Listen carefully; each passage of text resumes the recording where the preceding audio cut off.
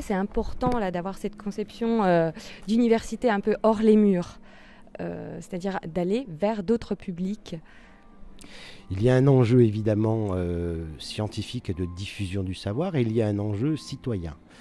L'enjeu citoyen étant de poser des questions, de présenter l'état de la recherche de manière à améliorer, diffuser donc le savoir et enrichir le public qui généralement n'a pas accès à cette recherche récente, et alors donner les moyens de réfléchir sur le passé, sur leur propre passé, sur la société dans laquelle ils vivent et sur les autres sociétés.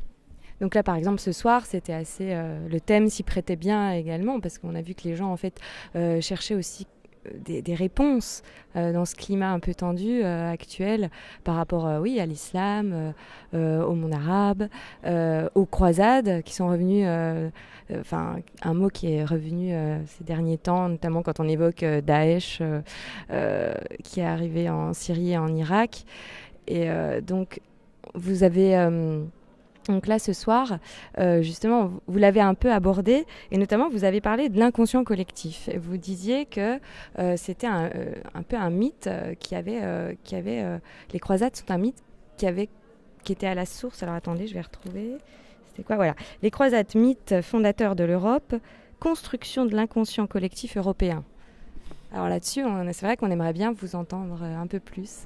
Alors, l'idée était de non seulement raconter l'essentiel des événements qui se sont déroulés pendant les croisades, qui ont touché l'ensemble de la Méditerranée, plus particulièrement la Méditerranée orientale, mais aussi de montrer que c'est un phénomène mémoriel qui ne se limite pas aux 2 siècles d'existence des États latins d'Orient qui ont été créés à la suite de la première croisade, qui ne se limite pas donc à ces 2 siècles pendant lesquels des grandes croisades ont été organisées, mais montrer que c'est un phénomène qui est entré dans les mémoires, des mémoires parfois antagonistes, et mémoires qui peuvent être vues comme une sorte de blessure, sinon mal refermée, mais en tout cas qui peut être réactivés, qui partant humides et froids, comme je l'ai dit, dans des périodes de tension, sont réactivés parfois